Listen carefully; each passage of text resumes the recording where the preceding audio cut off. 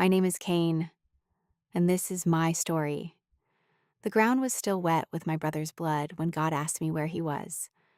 I did not look down at first. I looked at my hands. Dirt clung beneath my nails. Dust streaked my wrists. My breath came hard through my nose, and every sound around me seemed too sharp. The scrape of a sheep's hoof against stone, the buzzing of flies near the grass, the faint wind moving through the dry stalks I had planted with my own hands. Then the voice came again, holy and searching. Where is Abel, thy brother? Abel. Even his name struck me. He was the keeper of sheep. I was the tiller of the ground. From the time I could remember, my hands had belonged to the soil. I broke clods beneath the sun. I pulled roots that fought me. I bent my back over furrows while sweat ran into my eyes and stung. The ground never gave easily. It resisted. It scratched. It hid thorns under leaves and stones beneath dust. Abel walked among the flock.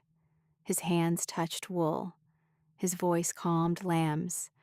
His steps moved over hills while mine sank into dirt. I watched him lead the firstborn of his flock, watched him choose the best, watched him bring fat portions before the Lord with a face that seemed open. I brought an offering too. I carried fruit of the ground, produce pulled from soil I had fought season after season. My arms were full, my body ached, dust marked my garment. I set it before the Lord, and I waited. Then I knew. The Lord regarded Abel and his offering, but he did not regard me and mine. I stared at Abel's offering. Smoke lifted. The scent of sacrifice moved through the air. Abel lowered his face, and something in me tightened until I could barely breathe. My jaw locked. My eyes dropped. The ground beneath me blurred. Why him? The question burned hotter than the sun on my neck. Abel had not wrestled thorns the way I had. Abel had not split hard soil with aching hands. Abel had not carried baskets until his shoulders shook. Yet his offering was received, and mine was not. Then God spoke to me. Why art thou wroth? And why is thy countenance fallen? I did not answer. My eyes stayed on the ground. If thou doest well, shalt thou not be accepted. The words pressed against me, but I would not lift my face. And if thou doest not well, sin lieth at the door. I saw it then, not with my eyes, but as truly as if a beast crouched outside a shelter, belly low, muscles tight, waiting for the door flap to move. And unto thee shall be his desire, and thou shalt rule over him. Rule over it. I heard the warning. I did not obey it. That is how murder begins. Not with blood on the ground, but with a warning ignored. Not with a brother falling, but with anger welcomed. Sin crouched, and I let it stay. Later, I found Abel near the grazing land. The sun had lowered, stretching shadows across the uneven ground. Sheep moved in clusters near the rocks, pulling at tufts of grass. Abel stood with his staff in one hand, watching a lamb that had wandered too close to a shallow drop. Abel, I called. He turned. His face carried no suspicion. That made my anger sharper. Come with me, I said. He looked toward the flock. Where? To the field. He studied me for a moment. The wind lifted the edge of his garment. A lamb bleated behind him. Cain, he said softly, are you still troubled? I stepped closer. Come. He nodded and followed. We walked without speaking. My field lay beyond the grazing rise where the ground bore the marks of my labor. Rows cut through the soil. Stones I had cleared sat in piles near the edge. The smell of earth rose warm beneath us. Abel's staff tapped once, then again. That sound began to irritate me. Tap, tap, tap. Every step he took seemed too calm. Every breath he took seemed too free. I wanted him to say something wrong. I wanted him to prove the bitterness I carried.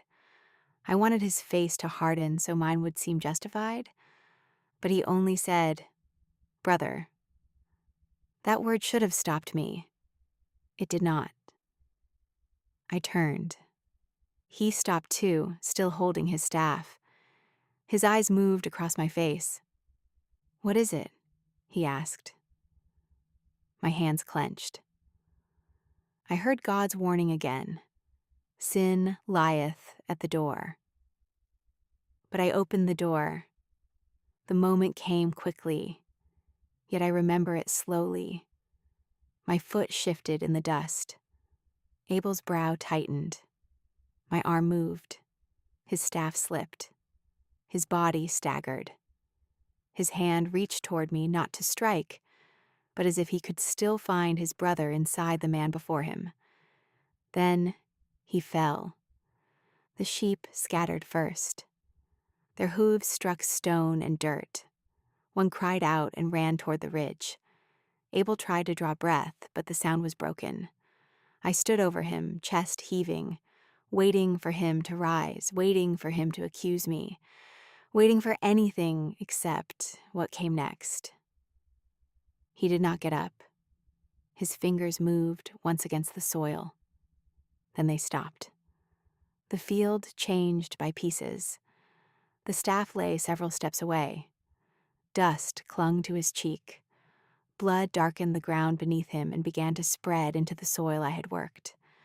The same earth that had received my seed now received my brother's blood. I backed away. My heel struck a stone, and I nearly fell. "Abel," I said. His name had no answer. The wind moved through the rows. A fly landed near his mouth. I waved it away, then stared at my own hand as if it belonged to another man. I wanted to undo the last breath. I wanted the field to swallow the moment. But the ground did not hide him. It held him up. Then God spoke. "Where is Abel, thy brother?" I swallowed. My throat felt scraped dry. The truth stood in front of me. Abel lay behind me. The field knew. The flock knew. The ground knew. God knew. Still I said, "I know not." The lie came out easier than repentance. Then I added, "Am I my brother's keeper?" The words had barely left my mouth when I heard what I had become. Abel had kept sheep. I had refused to keep Abel. I had guarded crops from thorns, guarded seed from birds, guarded harvest from waste. But I would not guard my own brother from the anger inside me. God answered, "What hast thou done?" The question struck harder than any hand. "The voice of thy brother's blood crieth unto me from the ground." I looked down then. The blood had soaked into the dirt. I could no longer separate Abel from the field. My sin had entered the ground, and the ground had carried it before God. Then judgment fell. "Now art thou cursed from the earth, which hath opened her mouth to receive thy brother's blood from thy hand." My hands curled inward. "When thou tillest the ground, it shall not henceforth yield unto thee her strength." The words cut into the deepest part of me. The ground had been my place, my work, my identity. I knew how to press seed into it, how to wait, how to fight it. Now even that would turn from me. "A fugitive and a vagabond shalt thou be in the earth. No field, no settled place, no rest beneath my feet." My knees weakened. "My punishment is greater than I can bear." I said. The words came quickly then. Behold, thou hast driven me out this day from the face of the earth, and from thy face shall I be hid. I shall be a fugitive and a vagabond in the earth. And it shall come to pass that every one that findeth me shall slay me. I had taken life, and now I feared losing mine. But even then God did not let vengeance devour me. The Lord said that whoever killed Cain, vengeance would be taken on him sevenfold. And then the Lord set a mark upon me, so that anyone finding me would not kill me. Mercy did not remove the blood. Judgment did not remove mercy. I left the presence of the Lord and went out. Every step away from that field pulled something out of me. I did not turn back to see Abel. I did not turn back to see my mother's face. I did not turn back to see my father standing over the ground that had received one son and lost another. The land of Nod lay east of Eden. East. My parents had been driven eastward from the garden after their sin. Now I moved farther still. The dust rose around my feet.